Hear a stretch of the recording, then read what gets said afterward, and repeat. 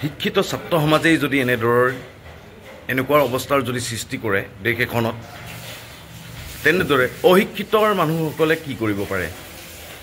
আৰু বন্ধুসকল ইহঁত সঁচাকৈয়ে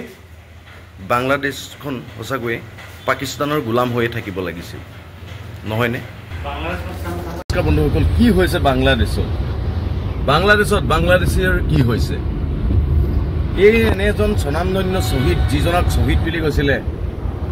আৰু সেইজন ব্যক্তিক আজি তেওঁৰ মূৰ্তিটোৰ ওপৰত আজি পেচাব কৰা দেখিছোঁ প্ৰথমবাৰলৈ পৃথিৱীত চাগে এনেধৰণৰ ঘটনা চাগে নাই হোৱা চাগে যি নেকি তেখেতসকলৰ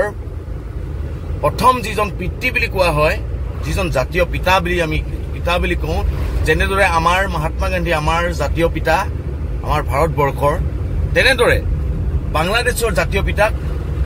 মূৰ্তিটো ভাঙি পেলাইছে চুৰমাৰ কৰি দিছে আৰু তেওঁৰ মাথাৰ ওপৰত গৈ আটাইতকৈ নিলজ্জ কথা তেওঁৰ মাথাৰ ওপৰত বহি পেচাবত চুচু কৰি দিছে এইটো এটা কেনেধৰণৰ কথা এইটো এটা কেনেধৰণৰ ভাৱ প্ৰকাশ পাইছে তেওঁলোকৰ মাথাত তেওঁলোকৰ দিমাগত কেনেধৰণৰ প্ৰভাৱ কিয়া পৰিছে আৰু এনেধৰণৰ নাচুত কাণ্ড প্ৰথমবাৰলৈ পৃথিৱীত এনেধৰণে ফেমাছ হৈছে এইটোৱে হয়তো চাগে ইছলামৰ চাগে যিটো স্মৃতি আৰু ইছলামৰ যিটো ইতিহাস চাগে জীয়াই থকাটো চাগে কিছুমানে চাগে নিবিচাৰে আমি যিমান পাৰোঁ আমাৰ ইতিহাস জীয়াই ৰাখিব চেষ্টা কৰোঁ লাচিতৰ হওক চুকাফাক হওক আমি জীয়াই ৰখাৰ চেষ্টা কৰোঁ কিন্তু তেওঁলোকে তেওঁলোকৰ ইতিহাসক পেচাব কৰি দিয়ে মাথাত এইটোৱে হৈছে বাংলাদেশৰ ইছলামী আৰু আমাৰ হিন্দুত্বৰ মাজৰ পাৰ্থক্য আৰু অসমীয়াবাদৰ মাজত পাৰ্থক্য আজি তেওঁলোকে যি ধৰণে বাংলাদেশখনৰ অস্থিৰ অৱস্থা কৰি দিছিলে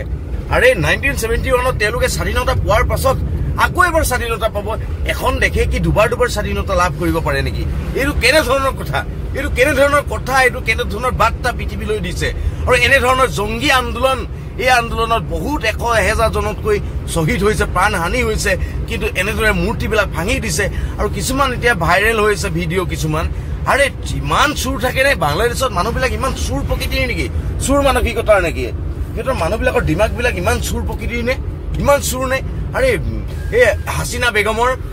তেওঁলোকৰ প্ৰধানমন্ত্ৰী ঘৰত গৈ পিনে মাছৰ পৰা আদি কৰি ফ্ৰিজৰ পৰা আদি কৰি সকলোবোৰ বস্তু চুৰ কৰি দিছে অৰ্থাৎ যদি আমাৰ ভাৰতবৰ্ষত যদি এনেকুৱা দুঃসাহসিক কাম কৰাৰ কোনোবা যদি চেষ্টা কৰে প্ৰথম আমাৰ ছাত্ৰ সমাজে বা আমাৰ দৰে তেজাল যুৱকসকলে সেই শক্তি নাশ কৰিব প্ৰশাসনলৈ চাগে থৈয়ে নিদিব কিন্তু তেওঁলোকৰ ছাত্ৰ সমাজৰ মানসিক বিকাৰগ্ৰস্তৰ ছাত্ৰ সমাজ নেকি সেই নাহিদ ইছলাম নেকি সেই ছাত্ৰজনে হয়তো সেইবিলাক কাৰ্যবিলাক দেখা নাই নেকি পঢ়া শুনা ল'ৰা হিচাপে সেইবিলাক কাম কৰাৰ যোগ্যতা আছেনে বাৰু তেওঁলোকৰ আৰু তেওঁলোকে যে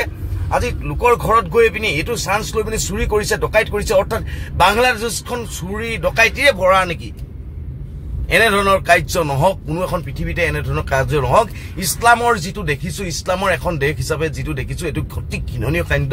অতি গৰিহণা কাৰ্য এনেধৰণে চুৰ প্ৰকৃতিৰ মানসিকতাৰ মানুহবিলাক আমাৰ অসমত নোসোমাওক আমাৰ ভাৰতবৰ্ষত নোসোমাওক তাৰেই প্ৰাৰ্থনা জনাই আজি তেজাল ডেকা ব্লগছৰ মাজৰ পৰা আজি বাংলাদেশলৈ এহিকণি বুলি অকণমান পাঠ অলপ দিলোঁ গতিকে চাই থাকিব তেজাল ডেকা ব্লগছ নতুনকৈ যিসকলে চাইছে ছাবস্ক্ৰাইব এটা কৰি দিব ধন্যবাদ জয় আই অসম।